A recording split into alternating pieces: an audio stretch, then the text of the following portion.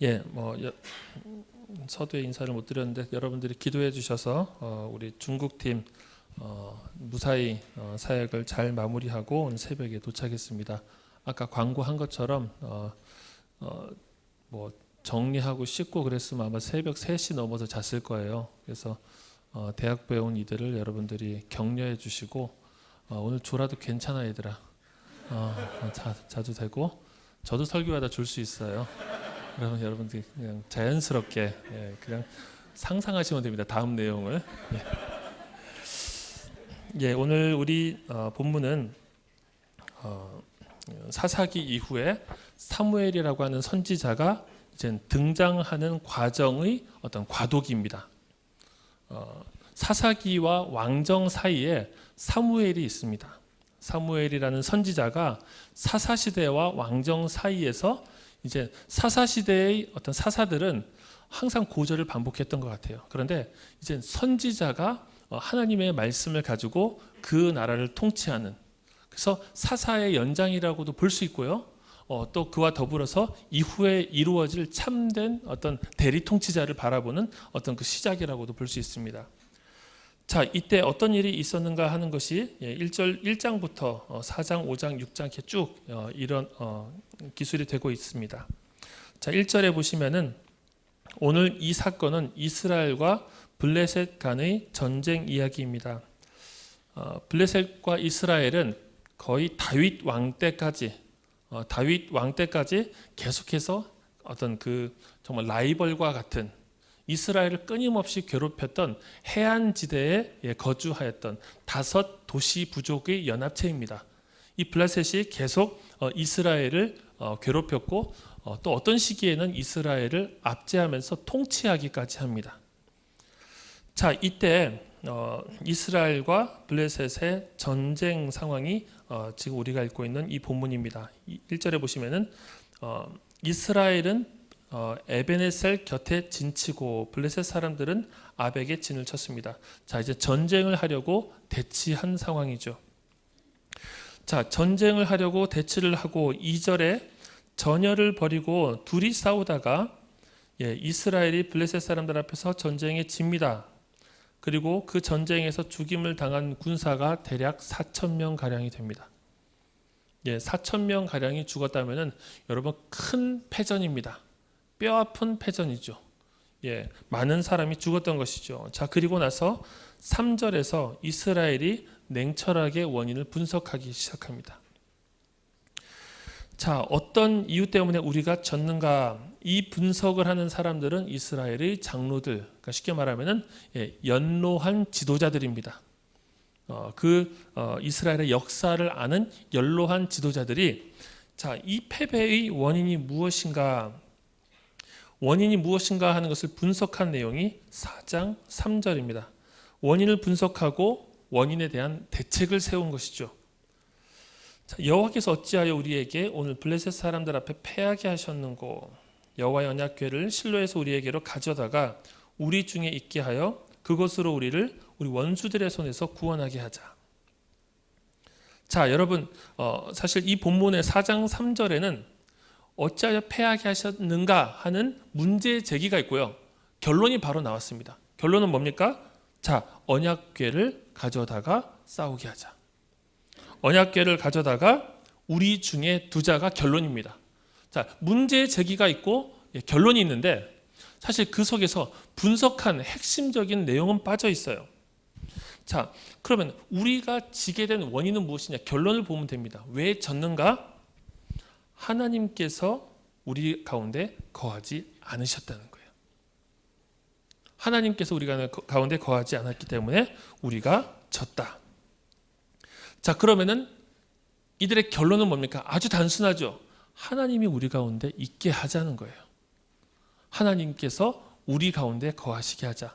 그래서 이들이 행동한 게 뭡니까? 언약궤를 우리 중에 두자는 거예요.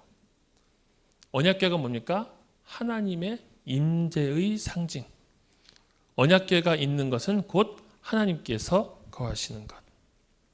자, 그래서 전제는 그것입니다. 언약궤가 있다면 하나님께서 우리 중에 계실 것이므로 우리는 당연히 전쟁에서 승리할 것이다. 또 한편으로는 반론 성립하죠. 언약궤가 우리 가운데 있는데 하물며 우리가 질 수가 있겠는가? 이것도 성립할 것입니다. 자, 장로들이 이스라엘의 연로한 지도자들이 이와 같은 결론을 내린 이유는 무엇 때문일까요? 그것은 그들에게 충분한 근거가 있었습니다. 모세오경, 자, 사사시대 이전에 모세오경에 있는, 그리고 모세오경 중에서도 출애굽하고 광야 시절, 그리고 여호수아서까지 가나안 땅에 정착하는 이스라엘 나라의 역사 속에서 항상 이들은 언약궤와 더불어서 살아남았어요.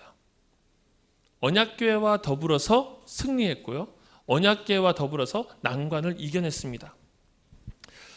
제가 몇 구절을 좀 읽어보겠습니다. 민수기 10장 33절 보시면 광야에서 그들이 여호와의 산에서 떠나 3일 길을 갈 때에 여호와의 언약궤가 그 3일 길에 앞서가며 그들의 쉴 곳을 찾았고, 자, 광야를 행진할 때도 여호와의 언약궤가 그들의 앞에서 먼저 3일 길을 가서 이스라엘 백성들이 광야에서 물도 없고 그늘도 없고 쉴 만한 것이 아무것도 없는 그 환경 속에서 쉴 곳을 찾았어요.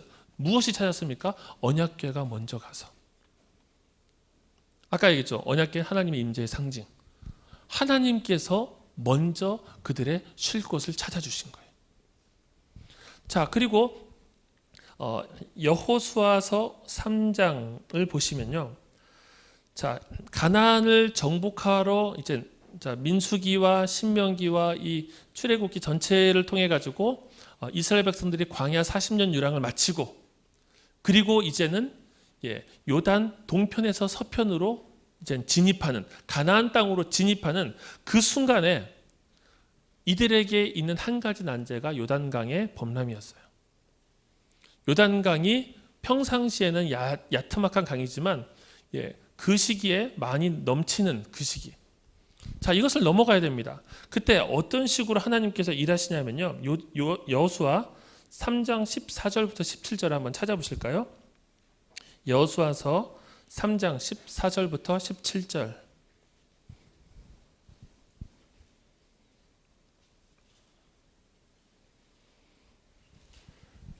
제가 한번 읽어보겠습니다. 백성이 요단을 건너려고 자기들의 장막을 떠날 때에 제사장들은 언약궤를 메고 백성 앞에서 나아가니라. 요단이 곡식 거두는 시기에는 항상 언덕에 넘치더라. 궤를 맨 자들이 요단에 이르며 궤를 맨 제사장들의 발이 물가에 잠기자 16절 곧 위에서부터 흘러내리던 물이 그쳐서 사르단에 가까운 매우 멀리 있는 아담 성읍 변두리에 일어나 한 곳에 쌓이고 아라바의 바다 염해로 향하여 흘러가는 물은 온전히 끊어지매 백성이 여리고 앞으로 바로 건널세 여호와의 언약궤를 맨 제사장들은 요단 가운데 마른 땅에 굳게 섰고 그 모든 백성이 요단을 건너기를 마칠 때까지 모든 이스라엘은 그 마른 땅으로 건너갔더라. 자, 여러분, 이스라엘에게 있어서 구원의 가장 큰 상징적인 기억은 사실 홍해입니다. 홍해에서 하나님께서 이루신 큰 구원. 그런데 홍해의 구원을 경험한 이스라엘 민족은 구원을 경험했을 뿐만 아니라 패배도 경험했어요. 어떤 패배입니까? 광야 40년 동안 철저하게 하나님의 말씀을 순종하는데 패배한 거예요. 자, 성공과 실패를 경험한, 그런데 실패를 경험하고 나온 이 끝물 세대죠. 사실 20세 이상은 다 죽고 이제 새로운 세대가 가나안 땅에 이제 진입을 하려고 하는데, 이 가나안 땅에 진입하는 세대들은 전 세대의 실패를 기억하는 거예요. 성공보다는 실패. 그런데 요단강을 건너면서 하나님께서 그들에게 상기시켜 주시는 게 뭐냐면은 홍해의 기적과도 같은 일을 그들에게 경험하게 해주시는 거예요. 그래서 요단강이 갈라지고 그 끊어진 거죠. 요단이 끊어진 거죠. 그리고 거기로 건넌 거예요. 자, 그럼 여러분, 모세는 지팡이를 가지고 딱 서가지고 하나님의 말씀을 딱 대언하니까 바다가 딱 갈라졌어요. 그런데 이 이스라엘 백성들이 요단강을 건널 때는 무엇 때문에 건넜는가? 위대한 지도자 여호수아가 능력을 받아서 행한 것이 아니라 그때는 하나님의 능력의 상징이 그 자리에 있었던 거예요. 무엇입니까? 제사장들의 발이 닿자마자부터 물이 끊기고 백성들이 다 지나가는 동안도 제사장들이 법궤를 메고 그 한가운데 서 있었던 거예요. 여러분, 그래서 너무 극적이지 않습니까? 그 홍해가 갈라지는 것도 극적이지만 요단강이 끊어지고 그들이 건너게 되는 것은 훨씬 더 극적입니다. 그 사이에 제사장이 딱 버티고 서 있는 거예요. 하나님의 언약궤가 그 물 끊어진 강 사이에 버티고 있는 거예요. 자, 여러분, 그것만 있는 게 아닙니다. 그리고 나서 이후에 바로 첫 싸움이 여리고성 전투였죠. 여리고성 전투 때 하나님께서 기묘한 방식의 전투를 제안하시죠. 하루에 한 바퀴씩 돌아라. 마지막 날 7바퀴를 돌아라. 여러분, 그런데 이 한 바퀴씩 돌고 7바퀴씩 돌고 하니까 이제 성이 쓰러졌죠. 그렇죠. 여러분, 그럼 뭐 때문에 이게 가능한가?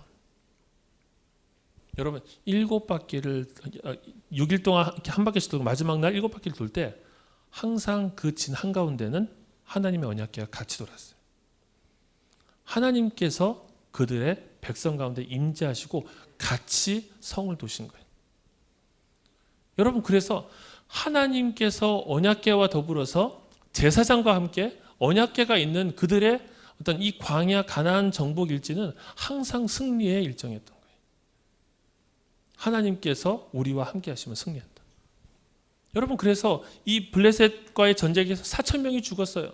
야, 우리 힘으로 안 되는구나. 이제는 하나님께서 우리 가운데 임하시게 하자. 여러분, 얼마나 신앙적입니까? 그리고 이제 하나님의 언약궤가 등장을 합니다. 4장 5절이죠. 여호와의 언약궤가 진영에 들어올 때 온 이스라엘이 큰 소리로 외치며 땅이 울린지라. 여러분, 그래서 이스라엘 백성들이 저 멀리서 언약궤가 들어올 때 그들이 가지게 될 어떤 그 뭡니까? 이 벅찬 감정. 야, 이건 마치 정말 이렇게 싸우다가 내가 이게 초등학교 때 막 이렇게 큰형한테 싸우다가 맞는데 우리 아빠가 멀리서 오는 것 같은 그런 기분 아니겠어요? 하면서 아빠한테 달려가야 되지 않겠습니까? 법궤가 온다, 언약궤가 온다 하는 거죠. 여러분, 그래서 큰 소리로 외침에 땅이 울린지라 그랬어요.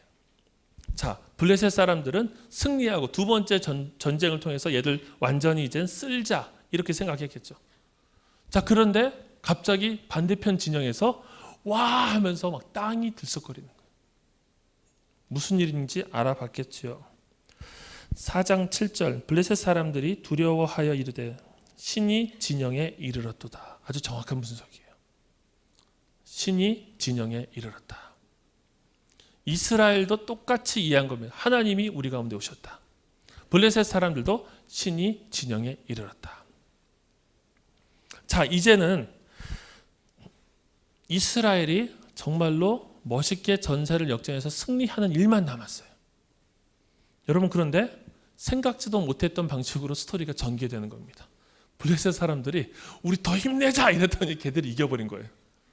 스토리가 갑자기 이상하게 전개가 돼서 우리가 생각했던 방식으로 마무리가 되질 않습니다. 그 7절, 8절, 9절이죠. 자, 우리에게 화로다. 전날에는 이런 일이 없었도다. 9절, 너희 블레셋 사람들아 강하게 되며 대장부가 되라. 너희가 히브리 사람의 종이 되기를 그들이 너희의 종이 되었던 것 같이 하지 말고 대장부 같이 되어 싸우라. 하나님의 그 진영에 이르렀는데 블레셋 사람들이 야, 대장부가 되자 하고 싸움을 시작했는데 그들이 이겨버린 거예요. 자, 생각하지 못했던 결과죠. 3장 10절 4장 10절입니까? 예. 블레셋 사람들이 쳤더니 이스라엘이 패하여 각기 장막으로 도망하였고 살육이 심히 커서 이스라엘 보병에 엎드려진 자가 3만 명이었으며 4천 명이 죽었던 때보다도 더 비참한 결과 3만 명. 여러분, 인구 밀도와 그 당시의 인구 규모를 생각해 보십시오. 여러분, 3만 명이라고 한다면은 정말로 큰 전력의 손실이죠. 다시 싸울 수 있을까를 생각할 만큼 큰 전력의 손실입니다. 자, 그것만 이루어진 것이 아니라 11절이 더 처참하죠. 하나님의 궤는 빼앗겼고 그 언약 궤를 메고 왔던 엘리의 두 아들 홈니와 비느하스는 죽임을 당하였더라. 하나님의 괴를 빼앗긴 것입니다. 하나님을 빼앗긴 것처럼. 그리고 신과 신의 전쟁에서 하나님 편의 신이, 그러니까 하나님이 패하신 것처럼 이 전쟁의 결과가 그렇게 마무리되었다는 거예요. 자, 여러분, 왜 이런 일이 일어나는가 하는 것입니다. 이들의 이 언약궤를 이곳에 오게 하고 하나님께서 임하신 것을 이들이 기뻐하고 하나님께서 우리와 함께 싸워주시기를 예전처럼 바라면서 싸운 것이 도대체 무엇이 잘못됐는가 하는 거죠. 표면적으로 5절까지 이스라엘이 큰 소리를 외치며 땅이 울린지라, 언약궤를 환영하는 이들의 행동에서 문제를 찾아보기가 쉽지가 않습니다. 무엇이 잘못된 것일까? 어떻게 하나님의 임재가 그들의 군중 속에, 군사들 속에 있었는데 패배하였는가? 아주 처참하게 패배하고 하나님의 법궤를 빼앗겼는가? 우리가 이것을 풀어가는 하나의 단서는 11절에 있는 하나님의 법궤와 더불어서 언급된 두 사람입니다.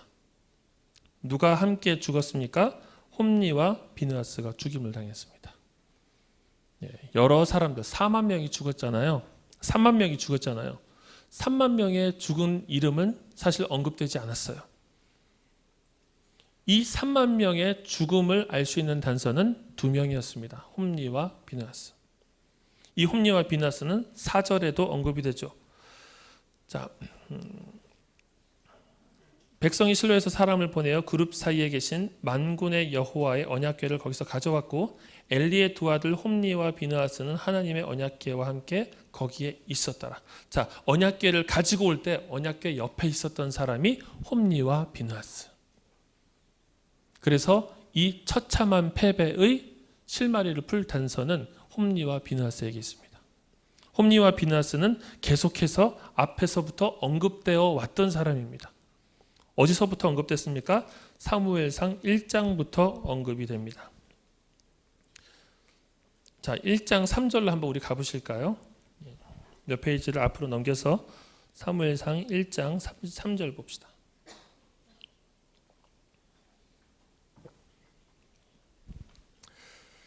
자, 3절. 이 사람이 매년 자기 성읍에서 나와서 실로에 올라가서 만군의 여호와께 예배하며 제사를 드렸는데 엘리의 두 아들 홈니와 비느하스가 여호와의 제사장으로 거기에 있었더라. 자, 성막이 이스라엘 그 광야를 지나가지고 이 가나안 땅에 임시 정착을 한 겁니다. 실로라는 곳에 정착을 한 겁니다. 자, 그리고 그곳에서 홈니와 비느하스가 하나님의 제사장으로 있었던 것이죠. 홈니와 비느하스에 대한 설명은 조금 넘어가면은 그 사무엘상 2장 12절부터 등장합니다. 자, 엘리의 아들들 홈니와 비느하스 얘기입니다. 엘리의 아들들은 행실이 나빠 여호와를 알지 못하더라. 자, 이들이 제사장입니다. 그 당시에는 한 장소죠. 이 성막 한 장소입니다. 그곳으로 사람들이 하나님 앞에 레위기에 언급되어 있는 각종 제사를 드리려고 나아갈 때 이들이 두 사람이 그 제사를 집전하는 제사장 역할을 한 것입니다. 그리고 제사장으로서 그들의 분깃이 있습니다. 이것은 레위기나 민수기나 신명기에 언급되어 있어요. 제사를 완전히 태워서 드리는 제사가 아닌 이상은 죽이고 나서 그 기름을 태우는 겁니다. 기름이라고 하는 이 지방이죠. 지방을 상징적으로 태우고 그리고 나서 그 고기들을 제사장들과 함께 먹고 또 화목제라든지 다른 성격들은 이웃들과 함께 먹고 그래서 모든 그 고기와 이 제물들을 완전히 태우는 번제가 아닌 이상은 그 나눠 먹게 돼 있어요. 제사장의 분깃이 있단 말입니다. 그리고 아마도 13절과 14절 보시면은 제사를 드리고 나서 그 고기를 삶는 겁니다. 지방을 태우고 기름을 태우고 그 고기를 삶으면은 그 고기를 먹을 고기입니다. 그러면 제사장이 갈고리로 그 고기를 푹 찔러서 나오는 것을 제사장이 먹는 그런 관습이 있었다는 것입니다. 여기까지는 사실 문제가 없어요.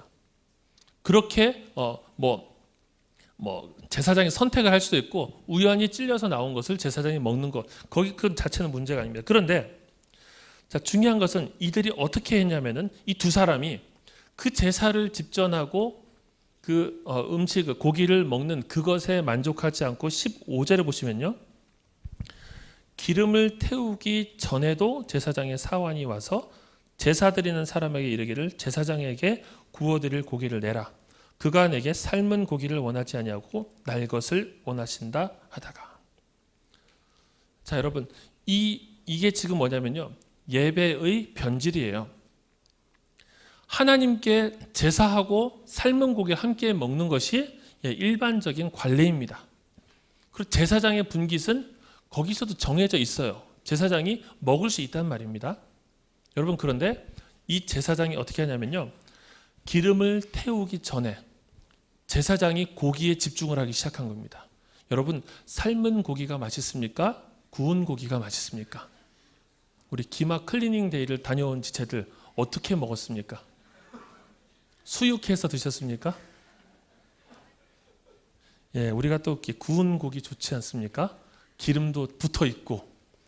여러분, 지금 이 두 제사장들이 무엇을 하냐면요, 자기들이 원하는 방식으로 자기들의 분깃을 먹는 것에 집착하기 시작한 거예요. 매번 사람들이 계속 올 것 아닙니까? 삶은 고기를 계속 먹으니까 지겨워요. 고기를 삶기 전에, 기름을 태우기 전에 고기를 달라. 우리가 맛있게 해서 먹을 거다. 자, 여러분, 제사의 핵심은 어디에 있습니까? 제사의 핵심은요, 기름을 태우는 데 있어요. 그래서 기름을 태우기 전에라는 것은 제사를 드리기 전에 지금 이 고기를 요구하고 있다는 거예요. 자, 여러분, 말이 됩니까? 제사를 드리려고 온 사람들에게 제사를 태우기 전에 제물을 내라. 이 양을 끌고 온 사람들한테는 말이 안 되는 얘기예요. 왜냐하면 내가 하나님께 예배하러 오고 제사하러 왔다면 기름을 태우는 그 순간까지의 모든 과정이 예배거든요. 모든 과정이 제사고 제사의 완성이 기름을 태우는 거란 말이에요. 그런데 이 제사장들이 기름을 태우는 그 의미를 깡그리 무시하고 있는 거예요. 태우기 전에 그냥 고기를 줘라. 지금 제사하러 오는 사람들의 이해와 전혀 정반대의 행동을 하고 있는 거예요. 여러분, 이게 문제였어요. 그래서 뭐라고 얘기합니까? 17절, 이 소년들의 죄가 여호와 앞에 심히 크면 그들이 여호와의 제사를 멸시함이었더라. 정확한 분석이죠. 여호와의 제사가 어떻게 멸시됐습니까? 기름을 태우는 그 중요한 이 의식이 무의미한 게 돼버린 거예요. 제사를 멸시한 겁니다. 그야말로. 그럼 여러분, 질문을 던져야 돼요. 어떻게 이럴 수가 있나? 어떻게 가장 중요한 이 제사의 핵심인 기름을 태우는 것을 이 두 사람의 제사장들이 모를 수가 있나? 부모로부터 계속 이 아버지로부터 전해받았을 것 아닙니까? 우리 레위인들이, 우리 제사장, 엘리의 아론의 후손들이죠. 우리들은 이런 식으로 예배를 집전하는 사람들이다.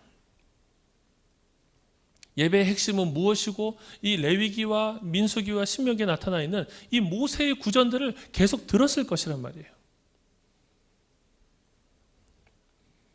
여러분, 그런데 이들이 심각하게 망가져 버린 거예요.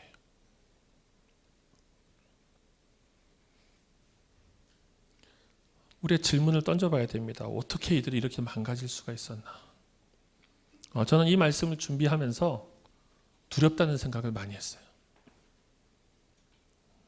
여러분, 제가 설교를 하는 사람이잖아요. 설교를 하는 사람인데 어떻게 하면 여러분들이 은혜를 받을까요?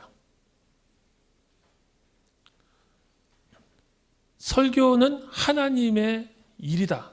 설교는 하나님의 말씀이다. 그런데 여러분, 누가 말합니까? 사실은 제가 말해요. 그렇죠? 여러분, 찬양인도, 싱어들, 우리 목자들, 하나님께서 하시는 일을 대행하는 사람들인데요, 하나님께서 이 행하시는 이 일이 어떻게 이루어지는, 은혜는 어떻게 받는가, 이걸 우리가 파내려 가다 보면요, 분석하려고 하고 관찰하다 보면요, 은혜를 어떻게 받는가에 대한 근거가 명확하지가 않아요.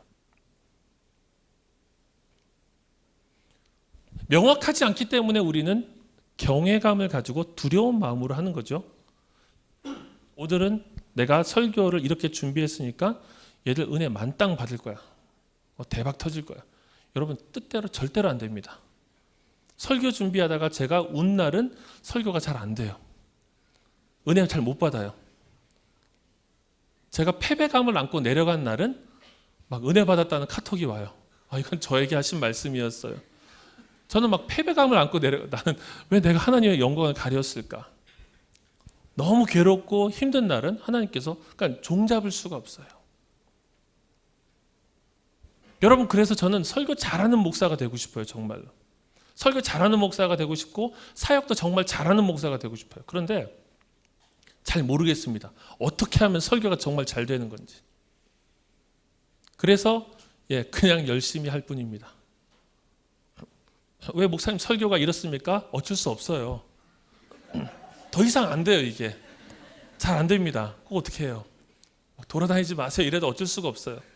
길다고 해도 어쩔 수가 없고. 그런데 자 여러분 제사장들이 제사 속에서 죄가 사해지는 것은 어떻게 가능한가를 여러분 이 행동을 계속 반복했다고 쳐봅시다. 무엇 때문에 죄가 사해집니까?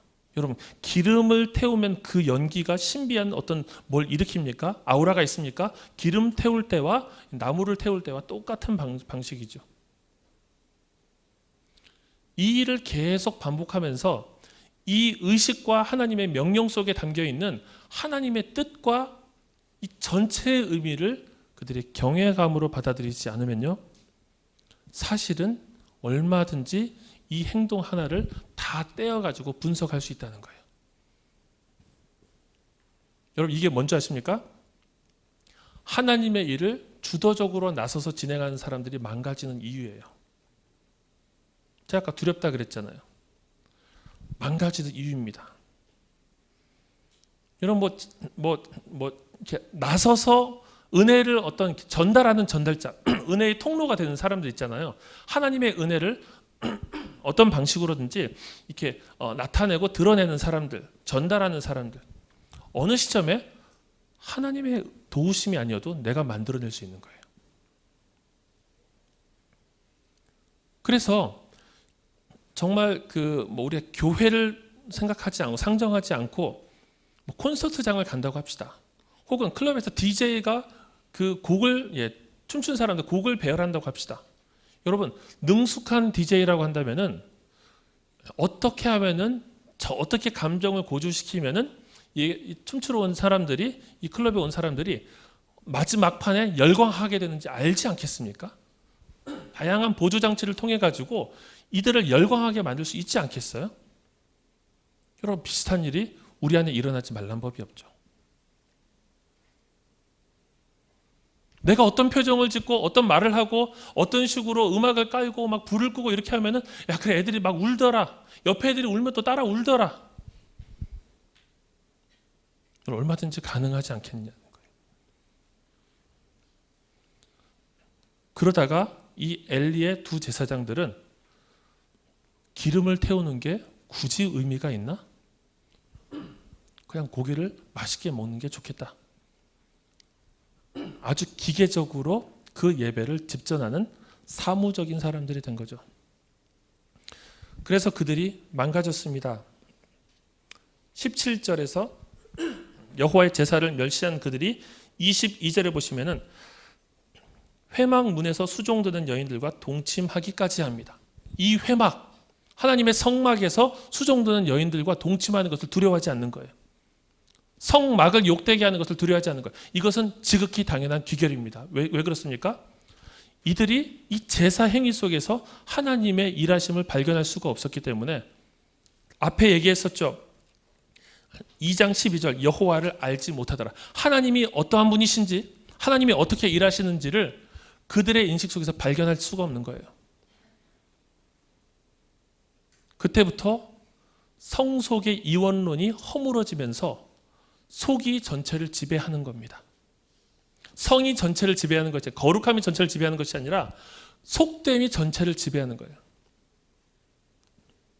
그래서 이들의 결과가 성막에서 회막에서 수종드는 여인과 동침하는 데까지 간 것이죠. 상징과 실체가 완전히 괴리되어 버린 거예요. 여러분, 그래서 이 말씀을 들으면서 두려워해야 합니다. 말씀을 전하는 자, 또 우리 마을장, 우리 사역자들, 목자들, 뭔가 주님의 일을 한다고 하는 사람들, 어느 시점에 보니까 내가 아무런 준비가 없이도 사람들이 은혜를 받아요. 이게 뭐지? 이러나 저러나 똑같구나. 결국은 경외감과 두려움이 사라지고 이 행동이 충분히 내 안에서 분석이 가능하다면은, 야, 그래, 이건 뭔가 좀 더 이 사람들을 움직일 수 있는 방법을 연구하고 기술을 연구하는 거예요. 은혜가 내 손 안에 담겨 있고 하나님의 일이 내 통제 가운데 들어갈 수 있다고 하는 것. 이것이 무서운 것이죠. 여러분, 그래서 저는 사역자들이 망가진 뉴스를 접할 때 별로 놀라지 않습니다. 얼마든지 그럴 수 있다고 제가 경험적으로 확인하기 때문이에요. 여러분, 그래서 여러분들이 마이크를 잡을 때, 여러분들이 앞에 설 때 정말로 두려워하셔야 돼요. 그 경험을 가지고 있는 사람, 뭔가 인도자, 뭔가 주도하는 사람이 된 사람들은 수용자로 하나님 앞에 겸손하게 엎드리기가 너무 어려워요. 왜 그럴까요? 나도 해보니까 뭐 저렇게 저렇게 다 되더라. 그래서 그냥 한 명의 청중으로 앉아있는 게 너무 힘든 거예요. 아, 예배 전체를 바라보고 이거 뭐 잘 되고 있나 보고 막 뭐 음향 어떻게 잘 나오나 보고 막 이것들을 막 신경 쓰다 보면은 내가 한 명의 예배자로 하나님 앞에 경외감을 가지고 서는 것이 너무 어려운 거예요.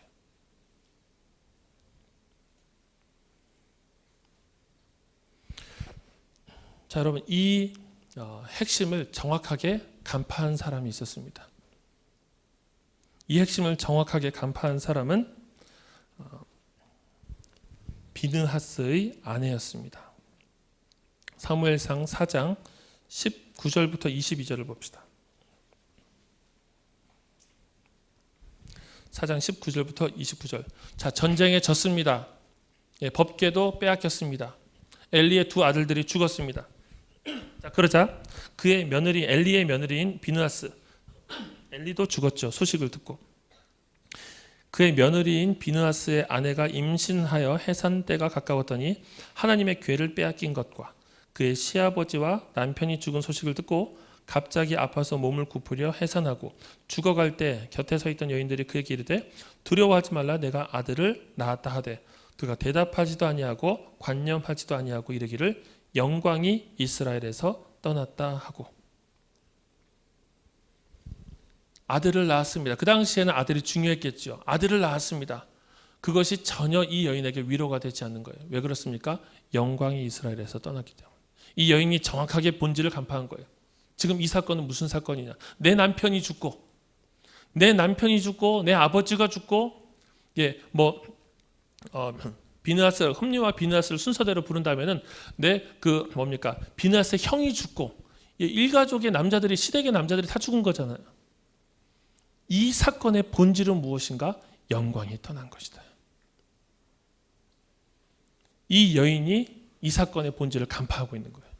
아까 엘리의 두 아들들이 행한 악은 하나님의 예배를 집전하는, 제사를 집전하는 이들의 행한 악의 결과는 법궤의 빼앗김이었어요. 법궤가 이전처럼 효과를 발산하지 못하는 그 이유는 무엇입니까? 영광이 떠났기 때문이에요. 이전에 승리했던 이유, 요단강이 멈춰섰던 이유는 무엇 때문입니까? 영광이 머물렀기 때문이죠.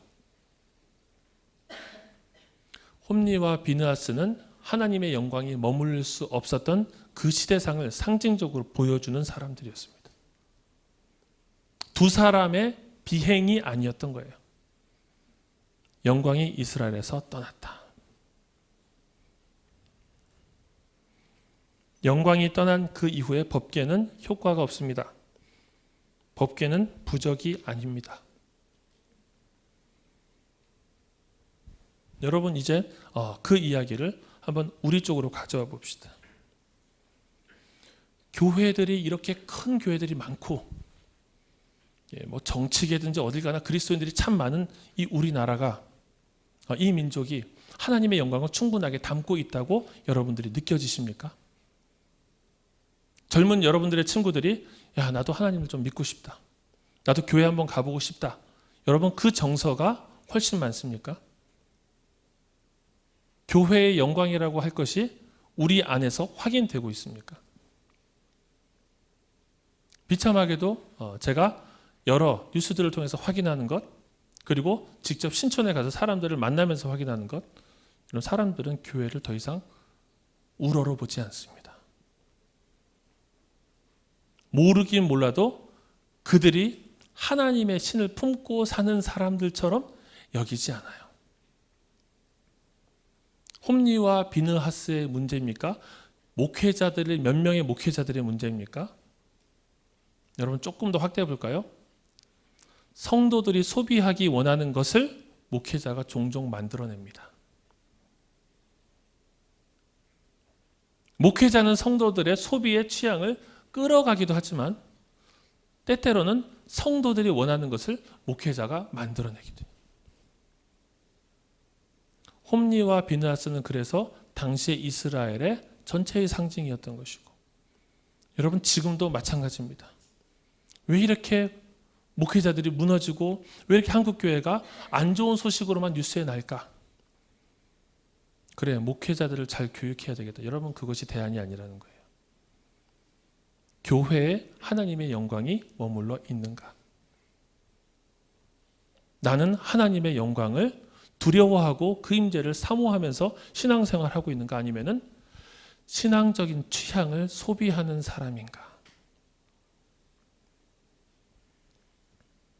여러분, 그래서 신실하고 충성된 목회자의 부재는 신실하고 충성된 성도의 부재와 괴를 같이 합니다.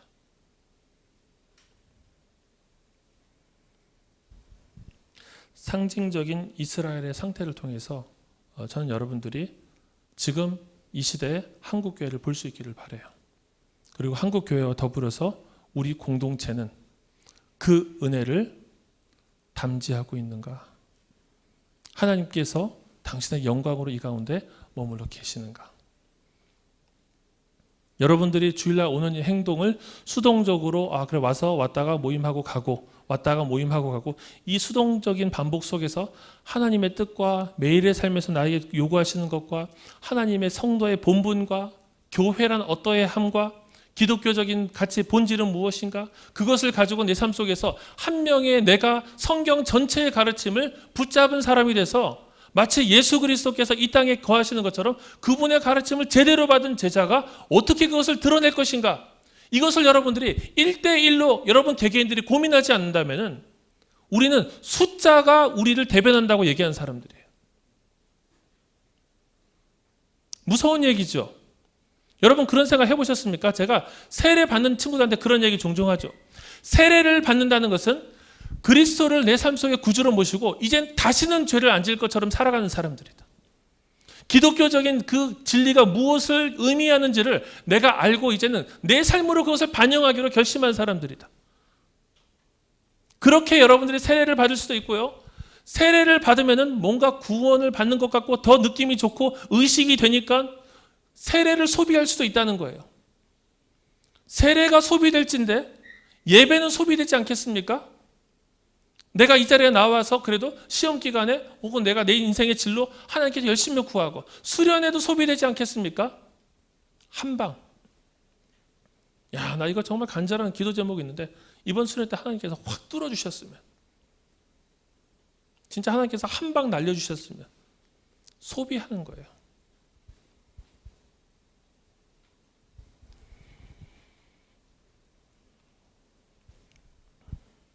여러분들이 소비를 원하시면요, 이 공동체도 소비적으로 흘러갑니다.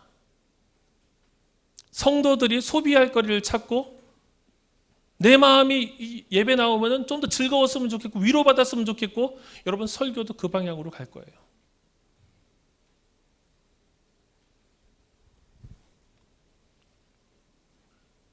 여러분, 그래서 어떤 일이 일어납니까? 영광이 떠나는 거예요. 영광이 떠나는 것은 두 명의 제사장들의 비행이 아니었다. 그 시대상을 단적으로 보여주는 일이었다.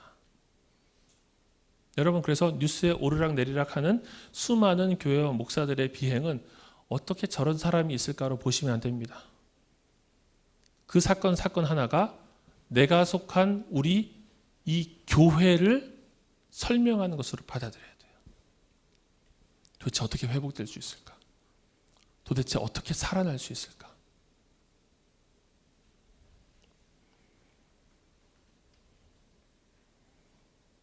전 수련회에서 여러분들에게 한 방이 주어지지 않을 수 있다고 생각합니다. 아니, 거의 일어나지 않을 거예요. 처음에 하나님을 만났던 그 뜨거운 막 그런 것이 비슷하게 한 방 빵빵 터지면 여러분 대학부에 있는 한 7, 8년 동안 여러분 16번의 빵빵을 맞는 거예요. 이상하지 않습니까? 그리고 수련회를 안 가면 빵빵 터지는 것이 없는 거예요. 여러분, 그 도식을 버리십시오. 처음에 내 삶을 유턴할 때는 하나님께서 강하게 경고하시고 나를 깨뜨리실 수 있습니다. 그 이후로부터는 유턴이 아니라 궤도의 수정이에요. 정말로 내가 정신 못 차리면 빵빵 터뜨려 주시겠죠. 그게 아니어도 여러분, 신뢰가 계속해서 쌓이고 그분의 뜻에 내 운전대를 맡겨드리는 일이 꼭 내가 생각했던 그 그림대로 일어나지 않더라도 일어나면 되는 겁니다. 내가 굴복하면 되는 거예요. 그분의 영광 앞에 엎드리면 되는 거예요. 여러분, 기억하십시오. 이 본문의 시대는 이카봇의 시대였습니다. 영광이 없음, 영광 없음의 시대였어요. 그리고 여러분, 지금 시대에 여기에 이렇게 많은 사람들이 모여 있는데 영광이 없다고요? 여러분, 얼마든지 여러분들이 이 시대를 분별할 수 있는 눈을 가진다면은 여러분, 숫자가 그렇게 중요하지 않다는 것도 알게 될 거예요. 여러분, 이 영광 없음의 시대, 너희들이나 잘해라고 교회가 제일 많이 소리를 듣는 이 시대, 아무도 교회 다니는 사람들을 선망하거나 그들의 삶의 중심을 본받으려고 하지 않는 이 시대, 영광 없음의 시대에 여러분들은 어떤 성도가 되시겠습니까? 내게 필요한 것을 찾으러 수련회를 가시겠습니까? 그분의 마음과 그분의 눈물에 동참하는 수련회가 되기를 기대하시겠습니까? 수련회 이번에 예전보다 훨씬 더 많은 사람들이 왔다고요. 표면적으로는 대박 친 겁니다. 성공한 겁니다. 야, 역대급이다. 이 사람들이 갔다가 좋은 마음만 얻고 오면 그것이 성공일까요?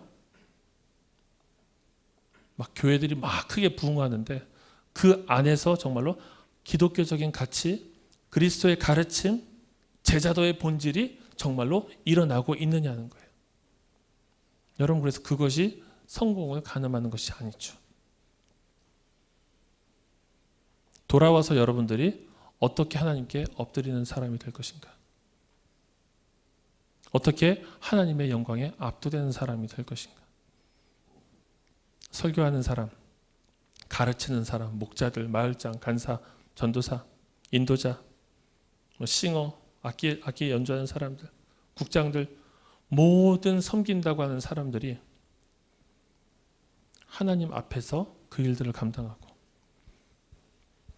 이 공동체에 들어왔을 때 이 예배의 자리가 정말로 하나님 앞에 엎드리는 자리구나. 엎드리게 되는, 그분의 영광에 압도되게 되고, 그래서 하나님을 소비하는 자가 아니라 하나님 앞에 철저하게 순종하는 자, 그 아브라함의 마음을 깨닫고 함께 걸어가는 자들. 여러분, 이 수련회가 그런 자리가 됐으면 좋겠습니다. 하나님께서 이 내수동교회 대학부를 그렇게 회복시키심으로 한국교회 하나님께서 허락하시기를 원하는 여러분, 그 소망이 발견되었으면 좋겠습니다. 여러분, 그래서 그렇게 기도합시다. 우리의 살아남이 한국교회 살아남 되게 해주십시오. 하나님, 우리는 대표도 아니고 아무것도 아니지만 하나님, 우리가 한국교회를 품고 또 이 시대를 품고 주의 마음을 가지고 아파할 수 있는 데까지 우리의 눈이 넓혀지고 우리의 심령이 확장되기를 구합니다. 그렇게 주님을 따르게 하여 주십시오.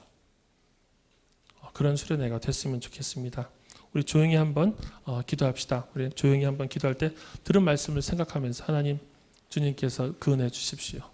우리 공동체 가운데 그 일 행하여 주십시오. 여러분 각자의 마음 가운데 주님께서 주시는 말씀으로 우리 조용히 한번 기도합시다.